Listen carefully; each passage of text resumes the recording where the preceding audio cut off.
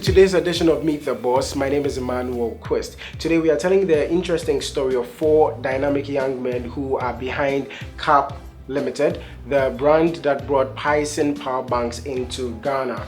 We will tell the story of how after national service they decided to get into business for themselves, feed themselves actually, and then affect the lives of the average Ghanaian with a great solution. Nana Boafo Ako is one of the co-founders and is here to tell us the story. Nana, welcome to today's edition of Meet the Boss. Thank you, Emmanuel. Okay, can you tell us the intriguing and interesting story of how four young men came together and are delivering such great value to Ghanaians as a whole? 2013, myself together with my three co-founders started the company CAP Limited. CAP Limited was started by four people who had completed national service not too long ago and wanted to run a business for themselves, one, to feed themselves, and then also impact the lives of many.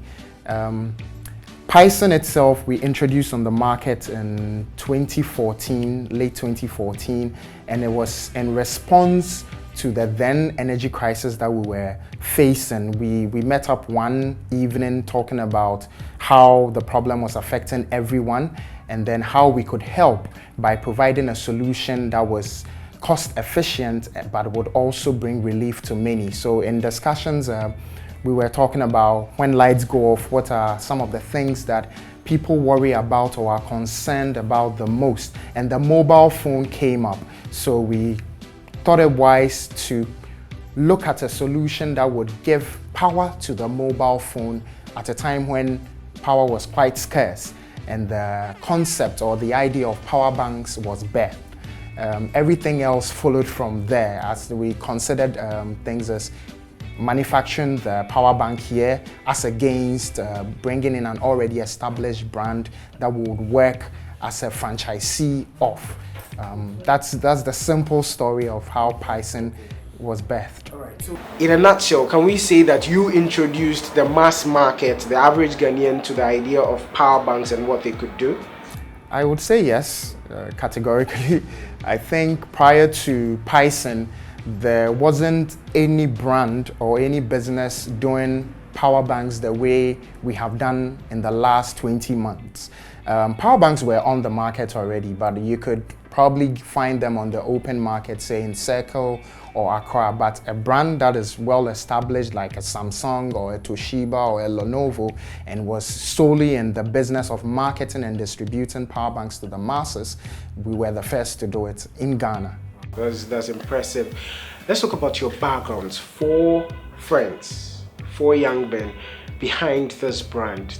What's your background each and how did you guys come together, especially on the power bank project? As you mentioned, we are four friends, so we've known each other for quite some time, some from junior high school up to today. We all went to the same senior high school together and moved to the same university. So upon completion of national service, we were contemplating, thinking about, possible things we could do, whether we want to go write a CV and go into corporate Ghana, pursue a career in banking, etc. But we finally decided to come together to start the business. From the background, myself, I have a background in political science. That's what I studied in school. Two of my colleagues have theirs in sociology, and then the other person has it in agricultural science. How many power banks have you sold so far? I can't give an exact figure, but maybe something close to 100,000 pieces. 1,000. Wow, so you must be a rich man, because if you're making $10 on each power bank, that's safely $1 million. I like how you calculate. Anyway, so apart from power banks, are there other accessories that CAP Limited is behind? Okay, so CAP Limited is behind the Python brand of power banks, but Python goes beyond power banks. Python International is an IT accessory and mobile accessory brand. So we have a wide range of accessories, from Bluetooth speakers to desktop speakers to chargers to a wide range. There are so many products. And getting the franchise for such a big brand must have been very difficult. How did you guys manage that? Well, to be able to succeed, I believe some luck plays a part, but you have to be prepared to be able to get the luck. That is what I believe. As 4 people or as a business, we've been fortunate to encounter people that have helped us grow or rise rapidly. When we started, or when we got this idea of the power banks, one such person who we met is the person who made it easy for us to meet up with Python International, because they were not interested in coming into the African market. They had a strong presence in the Americas, in Europe, and then in Dubai. But we spoke to them, and because of that person, it was easier because he had a relationship with them. So in that sense, it made it easy for us.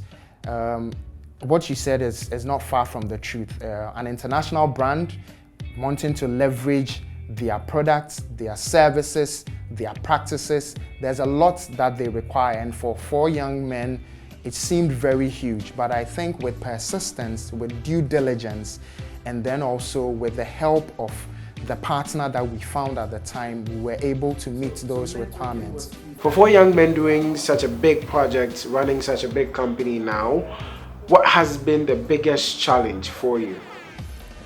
Our biggest challenge has been an effective managing structure. For us, we had no prior business experience. We were enthusiastic, we were happy. 4 young people starting something, sometimes you don't see the challenges that come with running a business, but it goes beyond just thinking up an idea, and bringing it to people. It takes a lot to run the business. Now, because we didn't have any prior experience, we've been forced to make a lot of mistakes, but we constantly learn.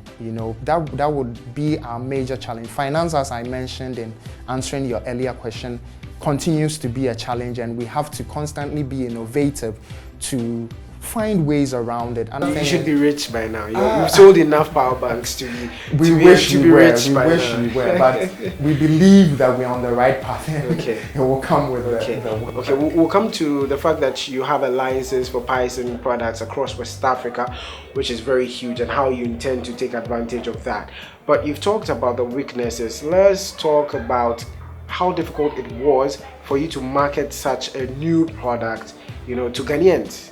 Well, we had to be innovative in marketing. We didn't have the resource to be able to, say, go to TV, radio, and then do above-the-line marketing. So the first thing that popped up was, we have friends, we have family, try and make a fair sale to them, rely on word of mouth, and then also use social media. We are fortunate to live in a time in the world where it's so easy to reach someone in Papua New Guinea, in Australia, by simply sending a tweet or posting on Facebook or putting something on Snapchat, on Instagram. You leveraged on that. We leveraged on social media, and it is free. So we figured, why not use social media and push the brand? So for the first 12, 18 months, that was what we solely relied on, together with word of mouth. Now, in marketing to Ghanaians, I think Ghanaians are one of the most difficult people to sell to or to convince. Especially a new product. Exactly, a new product. And people had situated the power bank with Doomsaw. But in the West, people use power banks even without Doomsaw. So you have the license for West Africa, you have the license for Python products for the whole of West Africa as a market. How do you intend to take advantage of that? Well, it's good news for us that we've been able to secure that license together with what we have for Ghana. It's a huge challenge, but we are not fazed by that challenge. We want to be able to do that, look back 18 months from today and say, oh yes, we've been able to conquer that. Nigeria is a huge economy. I know, right? Huge market for power banks. Exactly, we've been able to conquer that market. But basically, the plan is simple. We want to replicate the success story of Ghana through the rest of the West African sub-region. Great. You have other products apart from power banks.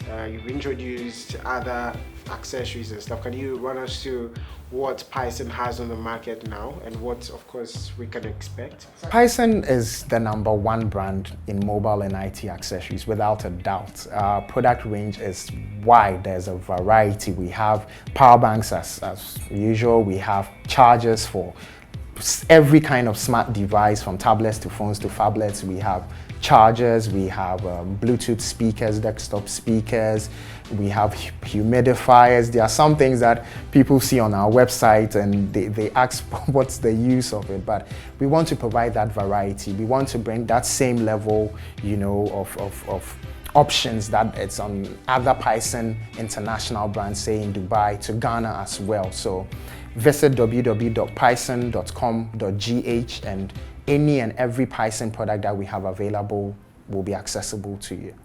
All right then. Thank you so much, Nana, for your time on Meet the Boss. We wish you all the best. We just hope that you don't pray that the energy crisis continues. But hey, we wish you all the best. Conquer West Africa as much as possible. Thank you very much for having me, Manuel. Folks, that has been Meet the Boss. Today's edition, we've talked to Cap Limited, the brain or the brand behind Python power banks. We say Python power banks because that's what you know the most, but they have other things. You've heard the intriguing story as well. We hope that it inspires you for you to start your own as well. It has been Meet the Boss. My name is Emmanuel Christ. Thank you so much.